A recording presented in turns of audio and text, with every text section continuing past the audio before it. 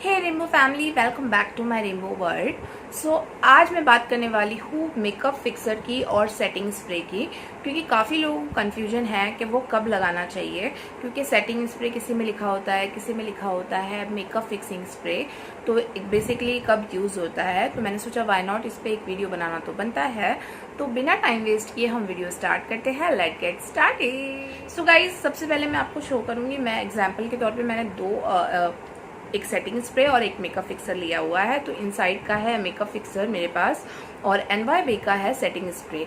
तो setting spray की पहले हम बात करते हैं। तो सेटिंग स्प्रे जब भी आप मेकअप लगाने वाले होते हो, मतलब प्राइमर वगैरह लगा लेते हो, उसके बाद में आपका बेस लगाने वाले होते हो, तब लगा सकते हो आप।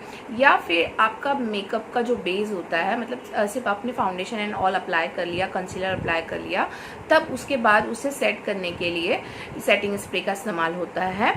और आप चाहे तो इसे आफ्टर फुल मेकअप डन के बाद भी यूज़ कर सकते हो, लेकिन जो मेन काम होता है उसका तभी होता है जब आपका बेस सेट हो जाता है, तब इसे सेटिंग स्प्रे यूज़ किया जाता है। जैसे हम कहते हैं ना, बेकिंग करते हैं पाउडर से, काइंड ऑफ सेटिंग स्प्रे भी उसके बाद ही मारा जाता है ताकि आपका मेकअप सेट हो जाए। और बीच बीच में जैसे सम टाइम आपका जो फाउंडेशन होता है आप लगा रहे हो और वो बहुत ड्राई हो गया है, मतलब कुछ टाइम में, मतलब फ़ैन चल रहा है या फिर कोई भी रीज़न की वजह से वो ड्राई हो गया है, तो आप उसे इसको स्प्रे करके फिर उसे सेट कर सकते हो अच्छे से सेटिंग स्प्रे की मदद से।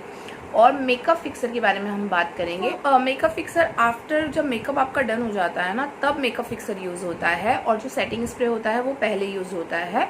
तो दोनों का अलग अलग काम होता है और दोनों में अल्कोहल होता है। बहुत बार मैंने इसे सुना है कुछ लोगों से कि सेटिंग स्प्रे में अल्कोहल नहीं होता है। ऐसे नहीं है, होता है, कुछ कुछ इसमें नहीं होता होगा, लेकिन विदाउट अल्कोहल, मतलब मेकअप फिक्सर में तो डेफिनेटली होता ही है।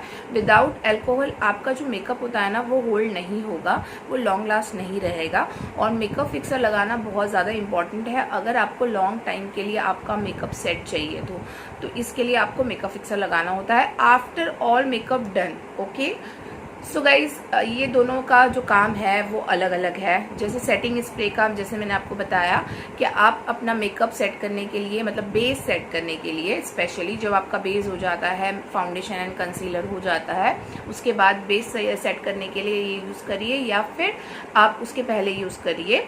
और ये जो है मेकअप फिक्सर, वो आफ्टर ऑल मेकअप डन, मतलब आपका eye shadow, lipstick, blush, highlighter, सब कुछ मेकअप डन हो जाता है, उसके बाद मेकअप फिक्सर यूज़ किया जाता है।